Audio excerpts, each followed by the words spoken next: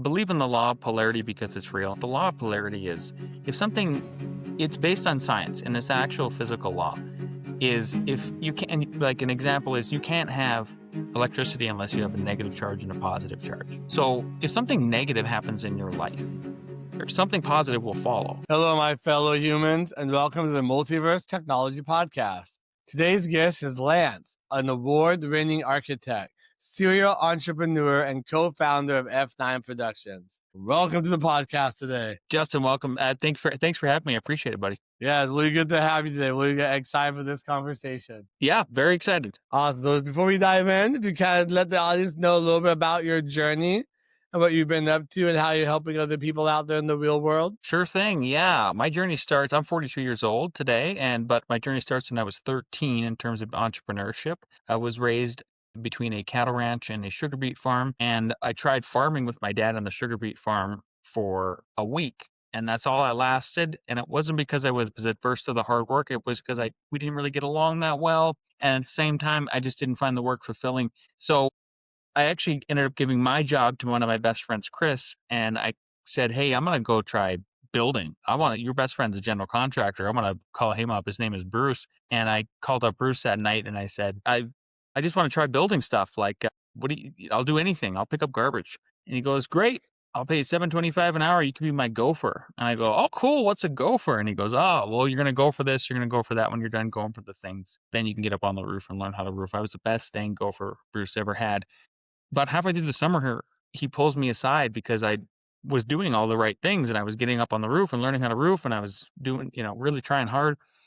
And he goes, "Hey, I pay you $7.25 an hour. What do you think I charge the clients?" And I go, "What do you mean?" He goes, "Well, what do you think I charge them per hour?" And I go, "I don't know, $7.25." And he goes, "Oh," and he laughed and I was embarrassed. And he goes, No, that's not how it works." But he explained to me the multiplier effect. And when you're a service-based company, you charge what you pay people 3 to 4 times their labor. And I go, "Isn't that stealing? That seems immoral." And he goes, No. Explained overhead, profit, risk, why it works that way. And a big light bulb went off in my head because I had the rich dad, poor dad experience even before I read the book. Because my dad who raised me was very adverse and had anxiety around money. And I saw Bruce have no anxiety around money. It wasn't that he was rich. It was just that he had a different relationship with it because he was an entrepreneur for sure. And so at the end of the summer, he pulled me aside one more time when he goes, "What do you want to be when you get older?" And I go, "I want to be you. Like, how do I become you?" Because I was so drawn to not having that anxiety around money, even more than just doing the work. He was my first entrepreneur that I ever had an experience with. And he goes, "Oh, well, next summer you don't work for me then. You go do a different trade." And I thought that was one of the most mature things a man has ever told me, is for him to give up one of his best workers and just say, he saw the bigger picture. And he goes, "Yeah, next summer you go work for a different contractor, on a different trade. Keep doing that until you learn almost all the trades. Then you can command the trades because you'll be a general." So I did that from 13 to 21, went to tech school, finished tech school, and what I went for was building construction technology, which basically teaches you how to be a general contractor. And at the end of it, we were building our capstone project, which was as a team, we built a house. And for the first time, the word architect really popped into my head because we were reading blueprints. And another light bulb went off in my head at that point. I was only 20 years old. And it was, I really like school all of a sudden. I'm good at it because I get to pick on what I want to do now. And what if I became an architect next? Like, I could get the architect clients first and then make them into building clients. This is a 20-year-old kid. And so I applied to North Dakota State University, 70 miles north, got in the architecture program. And the third and final light bulb that went off when I was in school there was this word developer came up.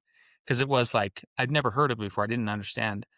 That's who a lot of times architects get hired by, is real estate developers.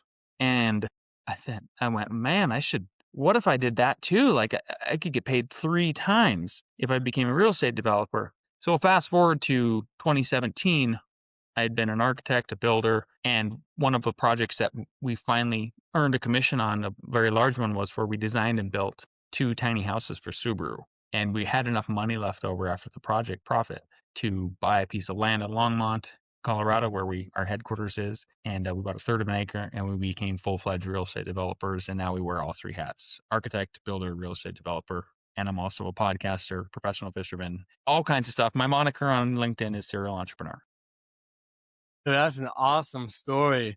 Lot to unpack there. Very exciting growing up, kind of seeing what you wanted to do and where you wanted to be. Because I know some people at that age, they don't see any of that. They don't have bosses, especially, they'll tell them, hey, you're doing a good job. Go ahead and go do better somewhere else. That's unheard Yeah. of. But I feel like as human beings, that's how we kind of should be with our people. I'm glad you had that amazing experience as a I am young. too, and I'm thankful. I thank God a lot for it because my son, I have 4 children, 2 stepchildren, 2 bios, and my oldest biological, no clue what he wants to be. My daughter finally figured out a North Arrow. She knows what she wants to be. I had to expose her to a lot of things. I actually tried to get her to be an interior designer and an architect, and she's only 16. She wants to go into She's like, cosmetology. eh. Yeah, yeah. She thought it was really boring in the office. Like she sent me a Instagram reel the other day where it was it was just so funny. It was something just like classic office stuff. She's like, "That's you guys. You guys are boring." And I'm like, "Okay, well, I think we're I fun." could kind of see that because it's a little boring being in the office all the time. It's not for Yeah, everyone. yeah, And like myself, I travel a lot. I get out. Sometimes I'm stuck in the office too long. I start losing my mind. yeah. It can Yep, do that. It can for kind of sure. take away your humanity a little bit. Yeah, absolutely. Yeah, all right. Because we're dynamic beings. It's like I'm not sure an office setting really is the best for us. But anyway, we try to get people out in the field and have fun for sure. 100%. I was talking to my friend about that yesterday about working remotely. Sometimes we have to remember to go and connect with other people, not just on Hmm. Zooms, but get out in the real world, have real human communication. And I'm like, what does that feel like sometimes? Yeah, no doubt. You got to do it. Right. And it's also like when you're like 16, it's really hard to kind of figure out what you want to do. And it took me a long time to figure that out. Some of us, Hmm. it takes longer than others. It's kind of that Yeah, whole open no, spectrum exactly. globe. Yeah, that's why Yeah. I'm thankful. I liked and I try to say it out loud as much as I remember to, like, thank you, God, for just giving me those epiphanies and acting on them. And I just feel real special because of that. And I have a lot of empathy for people who don't. It takes them a long time to figure out what they want to do, and I'm like, dang, that would be a struggle. I mean, my brother. I love my brother. He's one of my best friends. I know for a fact, like the job, even though he's very good at his job, very, very good. He gets paid very, very handsomely. It's not ideally what he wants to do. Like he didn't wake up and want to do that. He does it because he has to. You know, he's got an obligation to his family, he's got an obligation to himself, he's got an obligation to his community, to the company, all everything. But like I wake up and like, is it work? Yeah, but it's a dream too. I mean, I really don't feel it's stressful for sure doing all these things, but it's not the same kind of stress that I felt even when I was working for other people. That kind of stress is I remember when I was an Oh, intern, it's so different. it's so different. I would come home with, like, a migraine. Yeah. Yeah, and I've learned being in this entrepreneurial space, it's so profound and so free to be able just to work for you. It's a lot more work, but Mhm. it's like one of those things you either have people yelling and screaming at you all day and it's making you feel like you don't deserve to be there, or building and creating your own place, creating your own table where you can create who wants to come there and be there for yourself. Yeah, 100%. Yep, I agree. Yeah. And I always try and tell people like when you're in some of these jobs sometimes you really have to, regardless of responsibility you have, kind of look at the overall picture and figure out, is this where I'm going to be? And am I happy here? Is my family happy? Because sometimes you really have to think about that because we go through life so miserable doing things you don't like. It just hinders our creativity and being a human being. And so many of us die doing things we don't like, unfortunately. Yeah. I know, right? Life is short. Life is It very is. short. We have to Yeah, you be gotta able to do things we love and enjoy. Mhm. And I 100%, like how brother. what you're doing, you're building, literally using your creativity to build things for your life and build things for other people. You find great joy from that. And that's something Yeah. you've kind of given to your kids as well, which is quite amazing. Yeah. Yeah, it's very purposeful, for sure. It's a life of service, for sure. I mean, yes, there's a product if you become a real estate developer, sure, but it was a service to get to the product, and then you have to service the product, so it still sort of is humbling in that way. Yeah. And at the end of the day, we still have to make money. But really, it comes down to what way you feel to go about doing that that serves your purpose and that makes you feel like you can sleep at night. Mhm. Mhm. There's so many ways to get business, but just finding those ways where you manage it and be very more, what's the word, more of service, more grateful and giving to other people. Yeah. When you wake up every day and you're doing something you love, are there anything that you would find that you may do differently? or would change? Well, it's constant evolution for sure, and I think because it's like what makes you change. I think that's what I would focus on, and then maybe we can talk some examples. Is like what Yeah, makes you change is if you're other people and other circumstances. It's nonstop, right? The only thing that is constant is change. So and if you're not open to that, then how do you grow?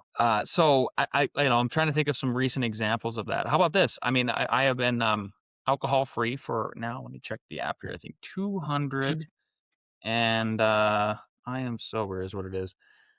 I have been 228 days. Not a drop of alcohol. how's that Yeah. felt? How's that feel? What clarity do you have? Well, you just nailed it. Clarity. Yeah. It's so it regained focus and clarity and mission and all of that. Yeah. So it has been that's probably the biggest change that I've went through most recently is just just being a purely sober person. It's been phenomenal. I was able to tackle, and I wouldn't say I had like a problem that was debilitating. What it was I would come home and have a glass or two of wine after work while, maybe before supper, during supper, after supper, and then, go to bed at okay time, but wake up a little groggy, wake up not 100%.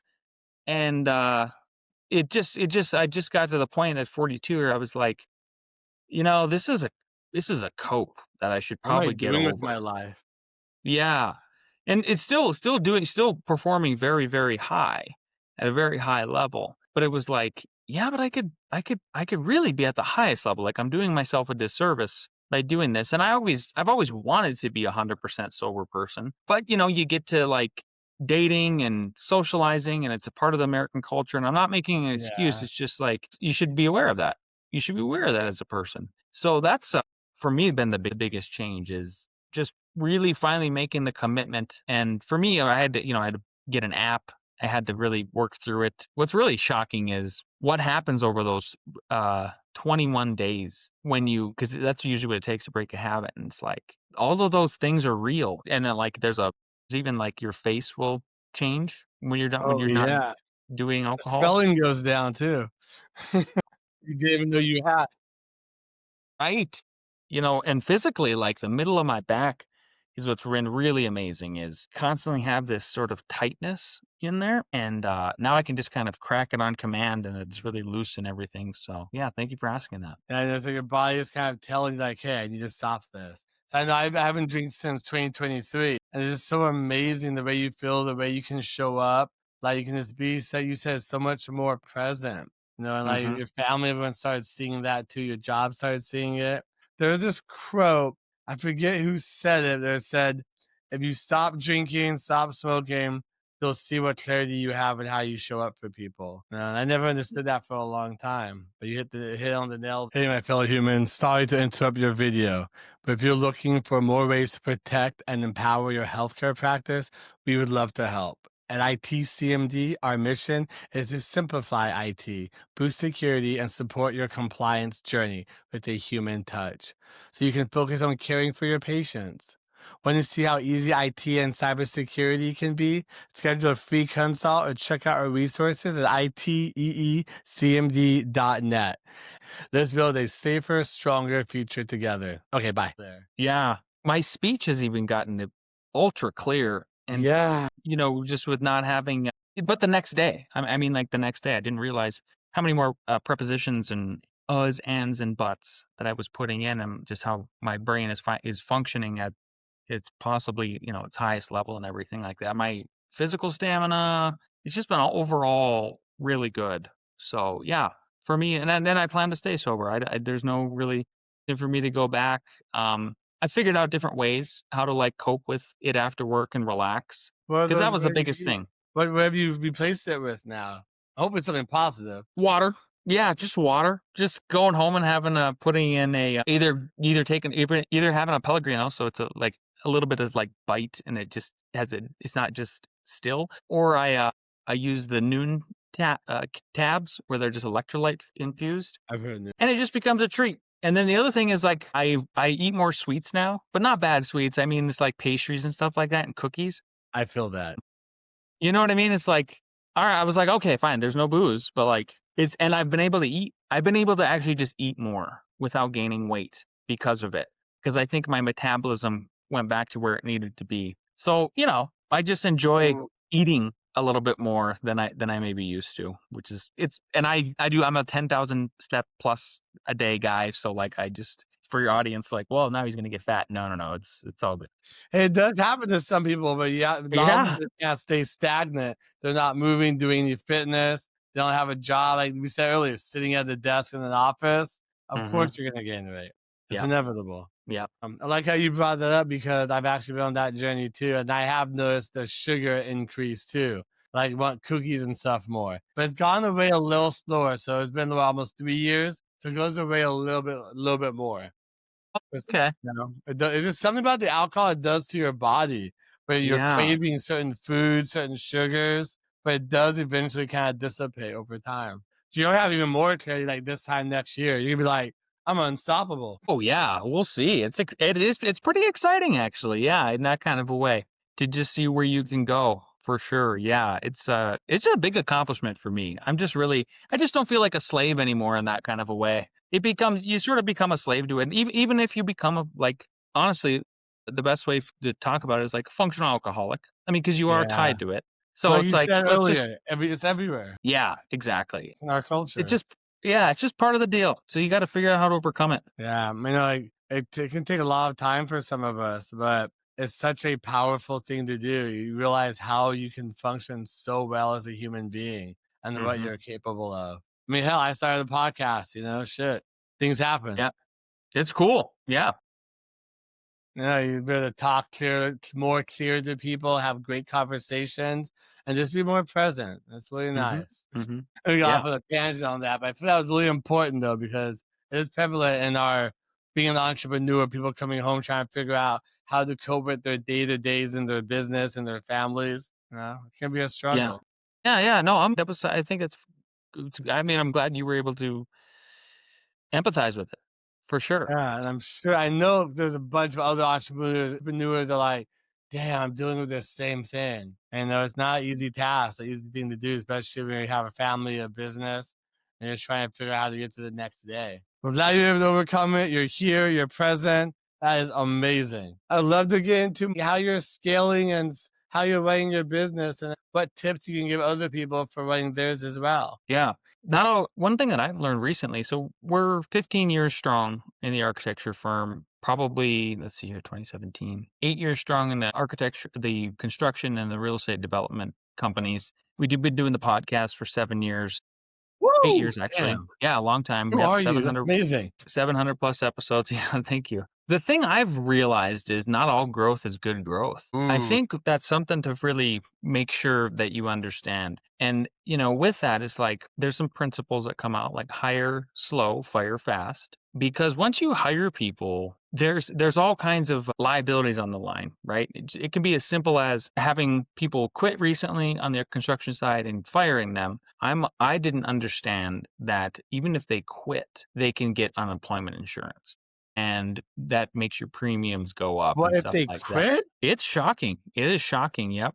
It is shocking. Yep, What? exactly. I'm glad you're confused about that too, because we are equally confused on our Is end that that it's like a even possible. state to state thing? I don't know if it's like that in California. I have to look this up. That's crazy. It is crazy. Yeah. And What? well, I'm shocked that I would think that California would be more, I don't know, just with the political environment, it's like, maybe not Texas, but California, because Colorado is very, one-sided state. But How yeah, do you want this to is hire anyone then? Like, shoot. exactly. Why would you do it? I don't know. So yeah, you got to be really careful about who you hire. And that goes with hand in hand with like growing too fast. One trend that I've seen in our industries, like architects, engineers, service-based people, is there's a there's a big ceiling that occurs at 12, having a staff of 12. If you're 12 or under, so we're 10 people, 10 architects, exterior designers, and essentially with that then like some of the architects do a construction administration to help us on the building side. Me and Alex, my business partner, are the general contractors. But 10 people is there's been several engineering companies that I have worked with in the past 15 years where I got to know the engineers working with different companies, and then they end up making their other companies, their new companies. And when they made the new company, it would start out with just like any other company would in this sector. A couple people, them and maybe a business partner. And of course, because we were working with those engineers, when they went to go set up their new company, we're like, yeah, we're just gonna keep working with you with your new company. It's all good. That's who we were working with anyway. And right away, it's amazing. It's their company, they're in control.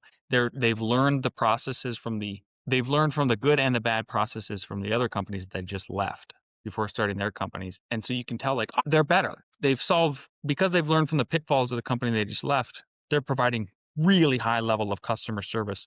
They're fast, they're responsive, they can get things done. And then a bunch of other people gravitate towards them because they're like, oh, finally, good. I'm tired of dealing with the big company. I get to deal with the smaller, nimble, fast, good company, which leads to a lot of business. And they keep taking on the business and they're like growing and growing. And I watched 2 companies do this, go from like 2 to 12 in like a couple years. And as soon as they got past 12 people, the customer service just tanked. It just tanked. And then they became what they just left. And I'm thankful again to like God and the universe and everything for just showing me that, because we had all full intention of Why do you think that was? getting to maybe 24 people. It has actually the United States Army has figured this out since forever. Having one commander for 12 people seems to work really well, and they can still be nimble and quick and do all the other things. So there's something about having one person, a CEO,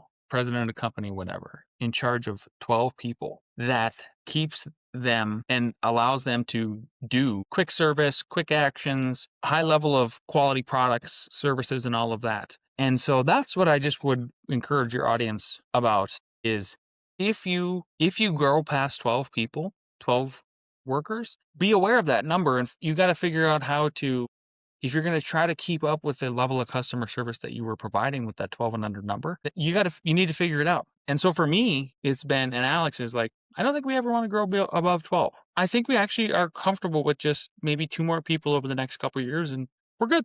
Like, we'll figure out other ways how to make more money, because, then the equation becomes, well, are you able to hold on to your original 12? How many people are going to leave from there? Are they going to get replaced with people who are lower salaries? But either way, my overall point is like there is something magical about that number 12 if you're running a service-based industry. That is really good to know. I actually did not know that myself. I haven't started hiring yet, but it kind of scares the hell out of me because all this stuff you have to deal with. And now you told me they could quit and collect unemployment. I'm like, oh my goodness. Yeah. I'm like, and he's, woo, that's just kind of disheartening when you're trying to run the business and help support other people in their lives as well. Yeah. I do understand people are going to leave. People are going to do what they're going to do. And I myself am trying to figure out all the right processes and things to have in place to make sure I'm able to hire the good people that would want to stay. But I know there's kind of like a ratio with that where you may hire them, they may leave, they may quit, all kinds of stuff. Mm-hmm. All those It's like you need people if you want to grow, but at the same time, it's a scaling nightmare. It's hard to do. It's hard to do. Yeah, and there's fundamental stuff that you can do to make sure that you're. I just interviewed a fella on my podcast who his name is Fletcher Wimbush, and he's got this really beautiful software that's pretty cheap, and he has a ChatGPT plugin where it's free, and you can figure out how to set up your job, the description of the job you're posting and all that kind of good stuff. There's a lot of really good online tools that I'm basically just telling people that, like, if you're worried, good. I'm glad you're worried about it, but you should do your due diligence, before you hire folks and just before you get into the water with them. I mean, that makes sense. Definitely makes sense. You really gotta be careful, like when you're building your team and who you're bringing with you. Mm-hmm. That can make or break your business. Damn, I actually did not know that, and I actually learned something today. Thank you. I'm gonna have to circle back to this conversation when that comes up more. Good deal. You have your long-term goals with everything, so you don't want to go past 12 people. Are you looking to like build a company any other kind of way? You're talking about that earlier a little bit. What does that look like for you guys? We have 2 locations right now, one in northern Colorado and one in central Denver, which then serves Denver and south. Ideally, we would like to break into the mountains a little bit more and set up another office there. So we would have 3 small but nimble and effective offices that would allow us to serve the entire state. The third location would be in the mountains, and breaking into and being able to get design and build work up in the Aspen area would be huge because I think actually even that there's a house in Aspen that just set the national record for how much they sold it for. It was like hundreds of millions of dollars. So breaking into that market is a long-term goal for us in that way. Damn, Aspen. I've always wanted to go there and ski. I heard it's a good area. It Cool. is. Yeah, you should check it out. I mean, my dad were actually talking about that, but he mentioned it's a little expensive over there, so be careful. Yep, for sure. If you guys broke into that market, I can definitely see how that would be really good for your long-term goals. Yeah, then I feel like we'd be able to serve the whole state. We'd be statewide. And then to just keep honing in on the high level of customer service that we provide for all of our architecture and our building clients here in Colorado is just want to keep it up. It's really difficult to do. You got to have a lot of stamina. You got to have a lot of focus in order to do it. And then with that becomes hopefully commanding better and better and better clients. We love all of our past, current clients, but getting to a level where we can be a little bit pickier and choosier about who we work for would be good. A little bit more exclusivity would be nice. Yeah. Do you have any future plans for growing your podcast more? Or is it just kind of keeping where it is or going with your business? I want to get to, so we're, like I said, yeah, we were episode 702 last week, 703, something like that. Getting to 1,000 is our next goal. Getting to our next 1,000. And what I've noticed is, which we do about 100 episodes a year. So it's going to take at least probably 3 more years to do it, 2 or 3 more years. Once we get, and then that would coincide with you're at year 10. What I've noticed is like you in business too, is you set goals and then you think I've gotten to the mountaintop, and what you do is you end up finding that you've gotten to a false summit. So if you're, maybe, I don't know how much of a hiker you are or not, but like when you're on a hike, a lot of times, when you get to when you're on a hike and you've never been on the hike before, and if it's hilly, you'll be like, I think this is the top. And then you get to that plateau essentially and you go, keep going.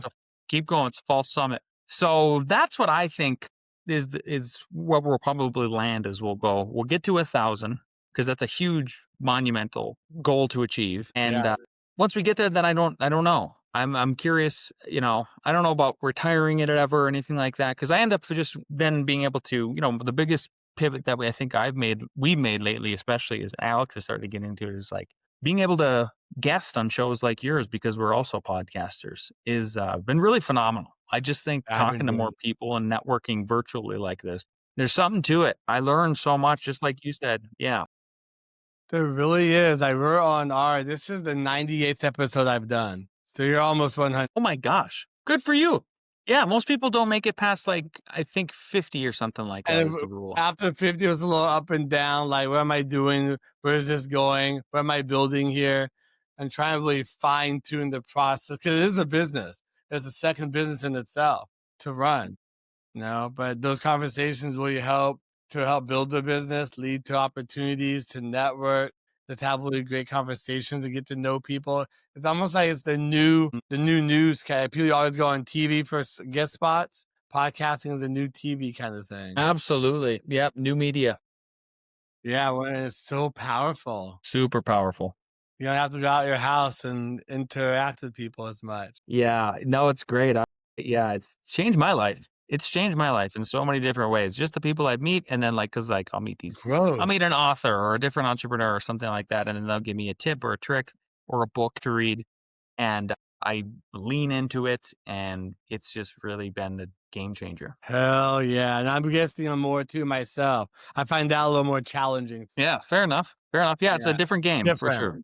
Yeah, but I'll have to talk more. Let me look at my notes about my life. Hold on. Yeah.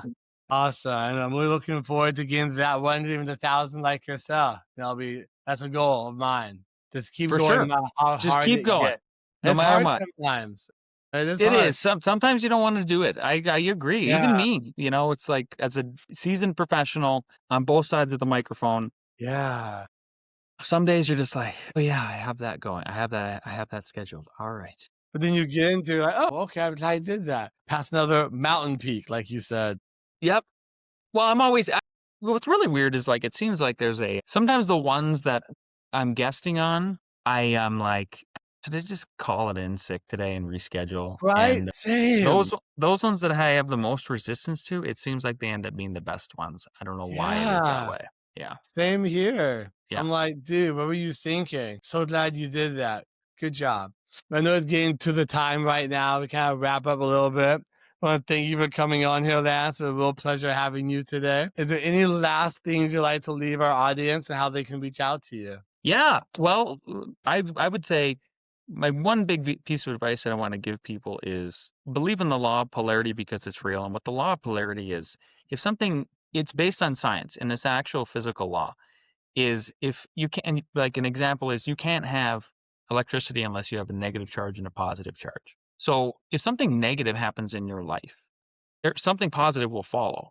It's actually a really good indicator, especially if you keep trying, keep your head up, and you try to do the right thing. You're trying to do the right thing and move forward in a good way. So, if people want to find out more about me on other shows and stuff like that, is I would just go to my LinkedIn.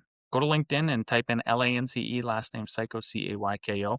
You keep up with everything that I do personally, professionally. I post a lot on there. You can go to f9productions.com if you're interested in how we design, build, develop stuff all over Colorado. Sign up to our newsletter. You can follow us on insidethefirmpodcast.com for our podcast. And then certainly last but not least, you can follow all my fishing adventures at I'm a professional fisherman as well at YouTube Fishing with Lance. We're almost at 90,000 subscribers. By the time this episode airs, we'll probably meet 100,000. It's a big deal. And check us out. Yeah, that is awesome. That's a good subscriber list. Yeah, thank you. All right, before we go, I got one last question for you. And that is, what does it mean to you to be a human being? I think it means you're not infallible. You're gonna make mistakes. Bad things will happen. You will even do bad things, and you should forgive yourself. Damn. That was the quickest someone answered that and pretty much one of the most powerful ones. Oh my goodness, thank you. Yeah. Resonates. I have to remember that. Forgive yourself too. That's hard sometimes as a human being. We forget those things. They're so simple, but Yep, they're yep. so hard to do. So hard to do. Be hard on yourself, but not too hard. Yeah. Life is a gooey gray middle actually. I love that. Well, thank you so much, Lance, for coming on here. I appreciate your time. Hope Yeah, you have a thanks for good having me, rest Justin. of your day. Yep. You too, buddy. Appreciate you. Bye. Bye.